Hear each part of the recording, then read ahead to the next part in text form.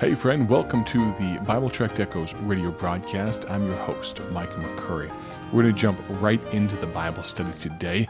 I've got a thought I'd like to communicate to you as well as I can.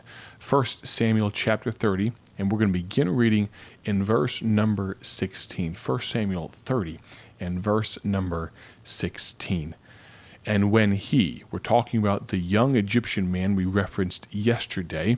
We'll talk more about that and set some context in just a moment. But when he had brought him, meaning David, down, behold, that's the Amalekites, were spread abroad upon all the earth, eating and drinking and dancing, because of all the great spoil that they had taken out of the land of the Philistines and out of the land of Judah. Let's pause here for just a moment.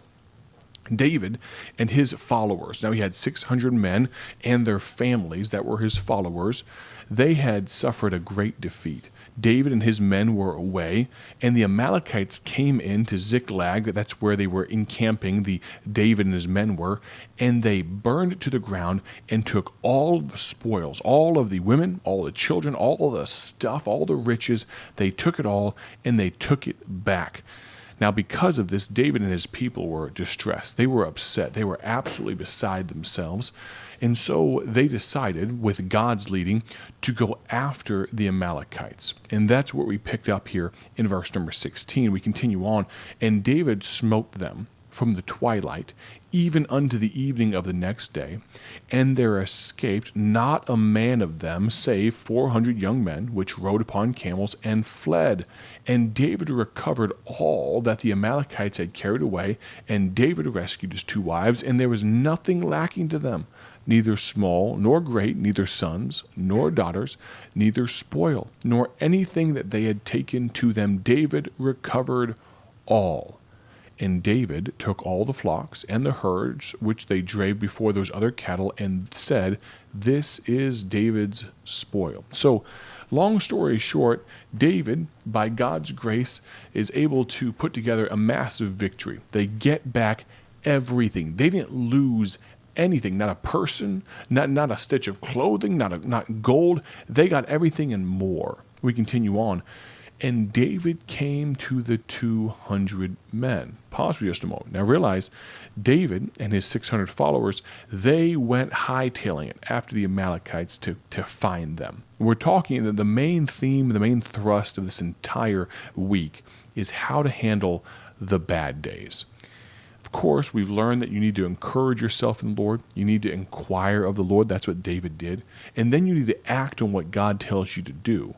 But in the meanwhile, take care of others in distress along the way. They came across this Egyptian boy that we're talking about, and they helped him. And because of that, the Egyptian led them to where the Amalekites were. But then we find one more lesson from this biblical account. In victory, we need to be careful that we still don't forget others. Now, what am I talking about here? Let's back up for just a moment. As they were following after the Amalekites, there were, of the 600 men, 200 of them that the Bible says they were so faint. They were probably beside themselves with grief. They probably hadn't eaten anything or drunk anything in their grief. Maybe all their food stores had been used up or burned down in the fire there at Ziklag. And those 200 of the 600 stayed behind at a brook. They stayed there while David and the 400 men pursued after the Amalekites. And here we pick up, David came to the 200 men, which were so faint that they could not follow David, whom they had made also to abide at the brook Besor.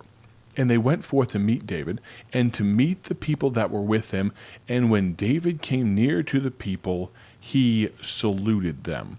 Now, here's where we're at. In verse number 22, we see a small contingent of David's followers. Now realize, in every group there's going to be some bad apples, and we find those people here in just a moment. Verse number 22, then answered all the men of Belial, all the wicked men and the men of Belial, of those that went with David, and said, because they went not with us, we will not give them aught of the spoil that we have recovered, save to every man his wife and his children, that they may lead them away and depart. So these wicked men, They say, these guys didn't come with us. These guys didn't fight. These guys stayed behind. They were too tired. And they're casting aspersions on these men. They're denigrating. They're putting down these men. And they say, let's just give them back their family, their wife, their children, and send them on their way. They're not part of us anymore. Realize that everyone had lost their gold, their silver, their precious things, their material possessions. And the men of Belial were saying, well, these guys weren't part of recovering it. Why should we give it back? And David says in verse number 23, ye shall not do so, my brethren, with that which the Lord hath given us, who hath preserved us and delivered the company that came against us into our hand. For who will hearken unto you in this matter? But as his part is that goeth down to the battle, so shall his part be that tarrieth by the stuff. They shall part alike. What are we talking about? Where are we going with this? How do you treat people that let you down? How do you treat people that you know, as well as anyone else, you know they've walked away from God a little bit? Maybe they've had some struggles. Maybe they've not been as faithful as they should have been.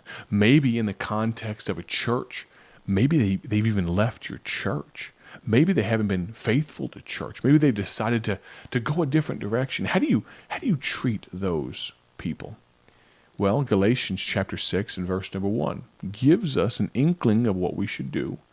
Brethren, if a man be overtaken in a fault, ye which are spiritual, restore such an one in the spirit of meekness, considering thyself, lest thou also be tempted. Bear ye one another's burdens, and so fulfill the law of Christ. For if a man think of himself to be something when he is nothing, he deceiveth himself. Think about this. These 200 men, you could make the case, if you're looking at it with a really critical eye, a really harsh lens, these 200 men had basically deserted David. Think about this. They had stayed behind. They couldn't keep up. But David had mercy upon them and not only allowed them to continue to be a part of his band, his merry band, but he also gave them back everything that they had lost, even though they weren't part of the fight to recover it. I think of Paul when he got irritated with John Mark for leaving. But who was it but the son of consolation, a man named Barnabas, had mercy on him. Acts chapter 12 and verse number 25. And Barnabas and Saul returned from Jerusalem when they had fulfilled their ministry and took with them John, whose surname was Mark. Acts 15:37.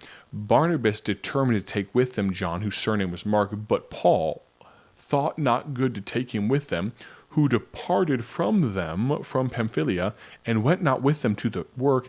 And the contention was so sharp between them that they departed asunder. So Paul and Barnabas had a little bit of a falling out because Paul said, this guy's not worth it. This guy's not worthy. This guy isn't a real worker. Leave him behind. And Barnabas said, I think he's got some potential still. I know he failed. I know he let you down, Paul, and the contention was so sharp that Barnabas was willing to stand on principle and say, I'm not going to let this one go, Paul. I really think that we should take this young man with us. And Paul was saying no. And finally, Barnabas said, I'm going to take him. And they departed one from the other.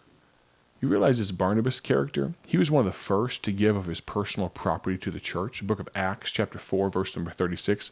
And Joseph, who by the apostles was surnamed Barnabas, which is being interpreted the son of consolation. I just mentioned that. A Levite in the country of Cyprus, having land, sold it, and brought the money and laid it at the apostles' feet. This Barnabas guy, he was a pretty nice guy, not only in that he donated, invested in the work of the ministry, but then he invested in people. How should we handle those that disappoint? Well, there's a couple things I want to draw out here. Handle them with perseverance. Don't just give up on someone that you know and love. Don't just count them out just because they fail you. Think about this. If you quitting on God was enough for God to quit on you, none of us would have a chance. Perseverance, patience. Give them another chance. I'm glad we serve the God of patience. We see that in Romans chapter 15 and verse 5. God has been so very patient with us, hasn't he? Perseverance, patience with pardon. Don't just write people off. How long would we survive if God wrote us off for every little misstep? Matthew 6 and verse 12, and forgive us our debts as we forgive our debtors. I'm so very glad that God, the Lord, is not slack concerning his promise, as some men count slackness, but is long-suffering to usward. 2 Peter 3, verse 9. If we don't forgive others, why should he forgive us? In closing here for this entire theme and thought of how to deal with a bad day and all those things, David, in this circumstance, he was brought low, just like this, right before he was given the throne. I wonder if David had handled this circumstance differently, if God still would have trusted him with the throne. It makes me wonder, was this David's last test before God thought he was ready? What is it that's just around the corner for you? And you've only got to get through 1 or 2 or 3 more bad days. Yes, bad days, worst days, just horrible days. What is it that's just around the corner that God has for you, just right around the bend? I think back to the struggles we faced here at Bible Tracts Incorporated, the difficult times.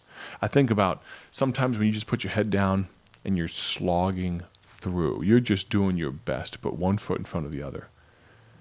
I wonder what's on the other side. Let me encourage you. Do that. Put your head down.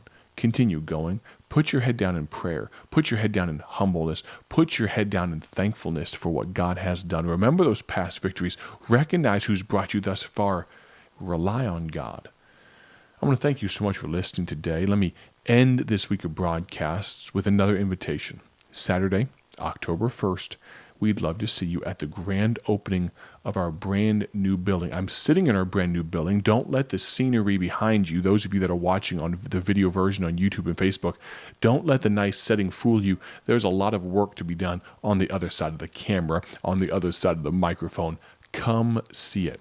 Saturday, October 1st from 1 to 5 p.m. You can text me if you have questions. Here's that phone number, 309-316-7240. One more time, that phone number is 309-316-7240. It's never too early to start making plans. Saturday, October 1st. We'd love to see you there. Thank you so much for listening today. Greatly appreciate your investment of time. Have a great day for His glory. And my prayer for you is that God will bless.